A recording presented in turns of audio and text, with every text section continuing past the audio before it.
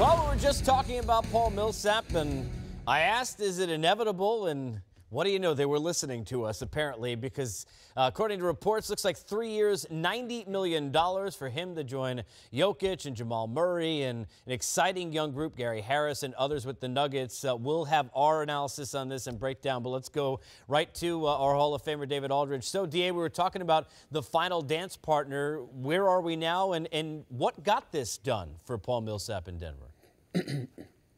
Well, look, we talked about this for the last couple of days. You know, Phoenix and Minnesota were in there at the start of free agency. They both quickly went in other directions. That really didn't leave anybody else as a viable dance partner for the money that Paul Millsap wanted and frankly has earned over the last several years as being one of the premier forwards in the league. So this was an easy, I shouldn't say easy, this was a natural fit with the Nuggets, as we've said.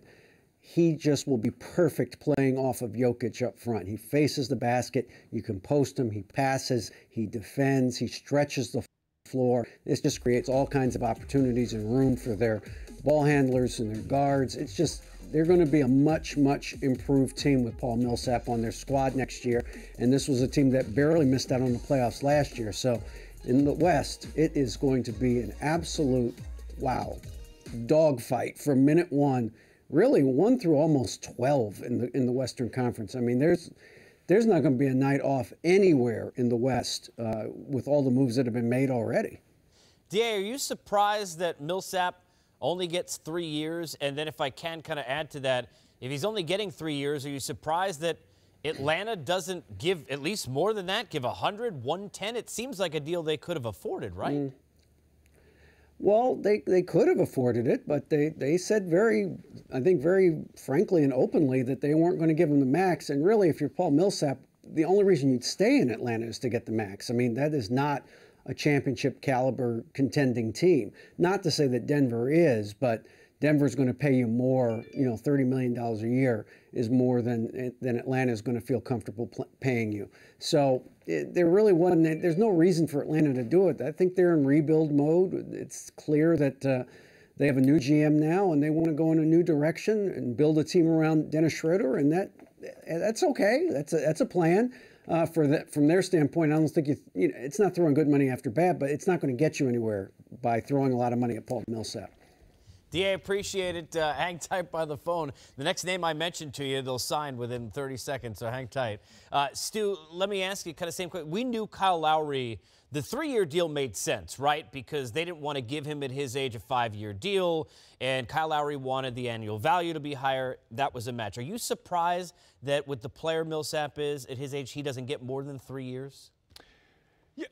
A bit, I am. But at the same time, the trend has really been during this free agent season. The teams are making the statement that they don't want to sign guys to longer-term deals when they don't have to. At $30 million a year, I think it's an appropriate number for Millsap, albeit that the years aren't as long. But listen, I mean, for Millsap, you take the money because you're going to a team that you seemingly think you have a great fit for. Right now, if you look at the Denver Nuggets, you have to pencil them in as a playoff team versus last year missing it by a game. I'm just excited about this signing, and I don't get excited about a lot of free agent signings. And I'm just excited about the Nuggets, as I'm sure their fans are. I mean, just given what they've done here over the last month with trading for, you know, Trey Lyles and, you know, getting Tyler Lyon in the draft, Monte Morris, and now Millsap to go with their existing group of good young players. I mean, you got to understand, this is a very exciting signing. And Millsap has to be excited. Yeah. He gets to go in. It's a perfect fit from a playing standpoint because he stretches the floor. He can play with one of the best big men in the league, and this is a good deal all the way around. I love it. I'm with Stu. I'm excited. I mean, I thought Denver so far has had the best offseason. When we just talked about it when they added Millsap. And my reason is you have guys that can pass the basketball, high basketball IQ. I think Coach Malone has done a fantastic job. And then the young guys, the potential of Murray, Harris, Beasley. You have some guys that know how to play. And then the draft picks, you know, they're not high draft picks, but they're draft picks that can play. Monte Morris could start. I mean, this is a kid that really knows how to run a show. He can win. He's a winner.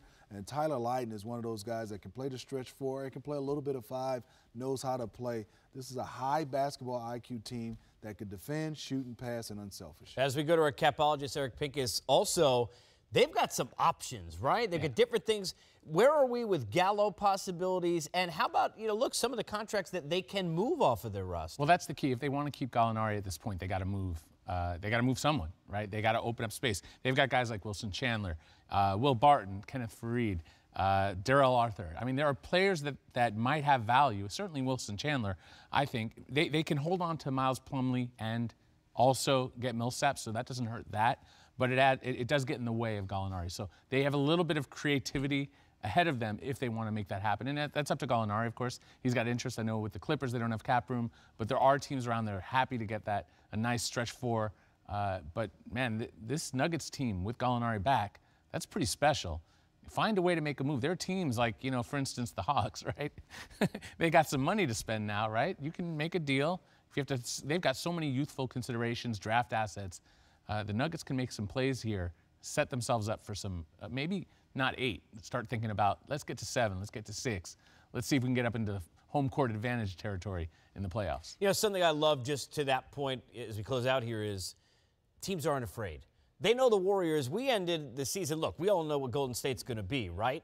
But everybody ended the season like, okay, well, talk to me in 4 years. The West is not afraid. Look how many teams, Minnesota and Denver and Houston, teams are jumping in, Stu, to try and see what they can do to challenge Golden State. Without question, it's become an arms race. There's no question in the Western Conference. And the shift, if the balance of power were starting to end up in something that had parity, given this free agent season in the draft, it has shifted completely back to the Western Conference.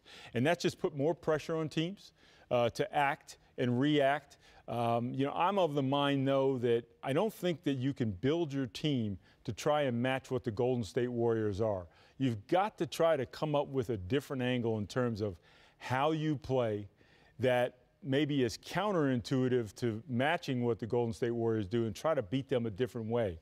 But listen, with this Denver Nugget team, at least they've got a roster of guys that can pass and cut and shoot the basketball, and they're going to feature a big guy right at the heart of one of Golden State's weaknesses at the center position. Because Jokic, I do believe in the next 5 years will be a multi-all-star player potentially, and with the guys that they now have around them, I mean, who knows? Smitty, just quickly here, as a Hawk through and through, is tough seeing what's going on right now with where they're at? Yeah, it is, because just a few years ago, they had 60 wins, and you start saying, well, if they add a piece here and there, this team has a chance to maybe compete with the Cleveland Cavaliers. And now you fast forward to now, and you look at it, no Al Horford, no Teague, no Millsap, no Corvert. Those are the 4 All-Stars, and now you're looking at they're in rebuild mode.